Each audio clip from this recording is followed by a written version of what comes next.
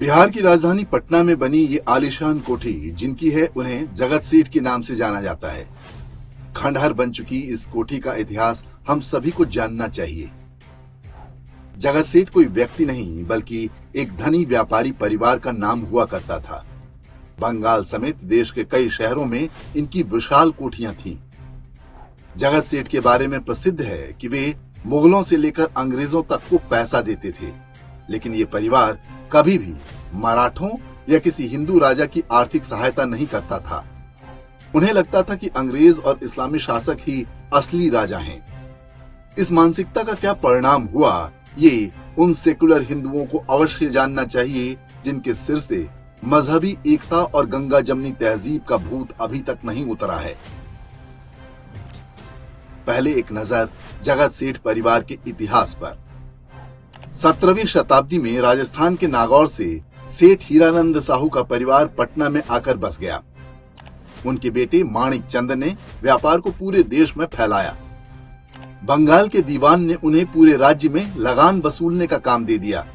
इसके बाद तो मानो उनकी लॉटरी ही लग गई।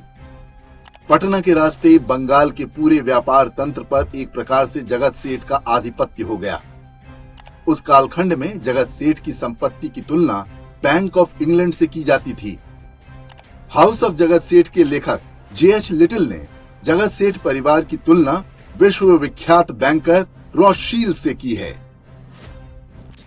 औरंगजेब के मरने के बाद जब मुगल साम्राज्य तेजी से कमजोर हो रहा था, तब जगत सेठ ने उनकी हर संभव सहायता की, जबकि इसी समय मराठे तेजी से भारत को अपने अधिकार में लेकर हिंदवी स्वराज्य की स्थापना कर रहे थे।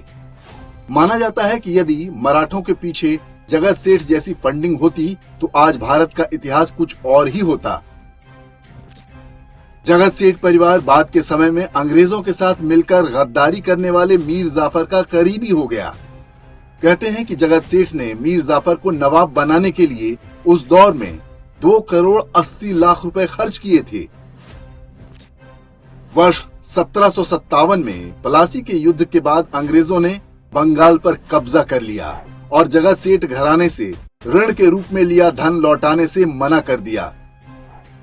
बंगाल के नए नवाब मीर जाफर ने मुर्शिदाबाद का टकसाल जगत सेठ से छीनकर अंग्रेजों को सौंप दिया। बाद में मीर जाफर के दामाद कासिम ने जगत सेठ मेहताब राय और उनके भाई स्वरूप चंद को गंगा नदी में डुबोकर मार डाला और परिवार की सारी संपत्ति, सोना चांदी लूट लिया। इतना ही नहीं, उसने परिवार की स्त्रियों को सेक्स स्लेव अर्थात अपनी भोगदासी बना लिया। इस घटना के बाद जगत सेठ परिवार पूरी तरह से बिखर गया। बाद में अंग्रेजों ने थोड़ी बहुत पेंशन बांध दी, उसे भी कुछ दिन बाद बंद कर दिया गया। ये कहानी मति भ्रमित हिंदुओं के लिए एक सबक है, जिन्होंने अपने ही इतिहास से कुछ न सीखने की कसम खा रखी है।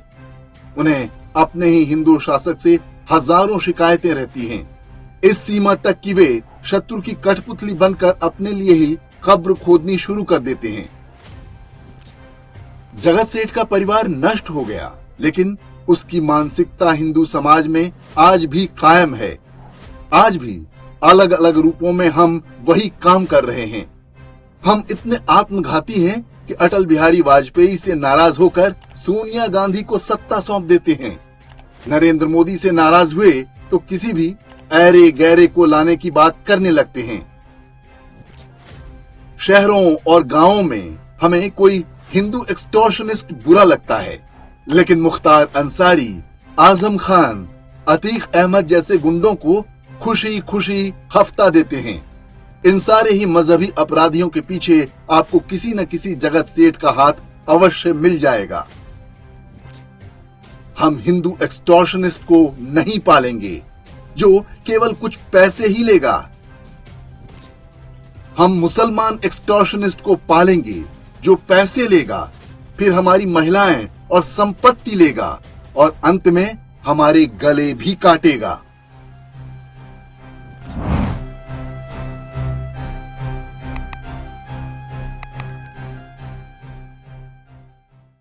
इंडेक्स ऑनलाइन के वीडियो समाज को समर्पित हैं। आप इनको डाउनलोड करके जैसे चाहे वैसे प्रयोग कर सकते हैं। चाहे तो आप हमारे टेलीग्राम चैनल से जुड़ सकते हैं। वहां सारे नए पुराने वीडियो आपको मिल जाएंगे। हमारे सोशल मीडिया लिंक हर वीडियो के डिस्क्रिप्शन में होते हैं। हमारा एकमात्र उद्देश्य हिंदू समाज को जागृत और एकजुट करना है। इसमें सहभागी बने। धन्यवाद।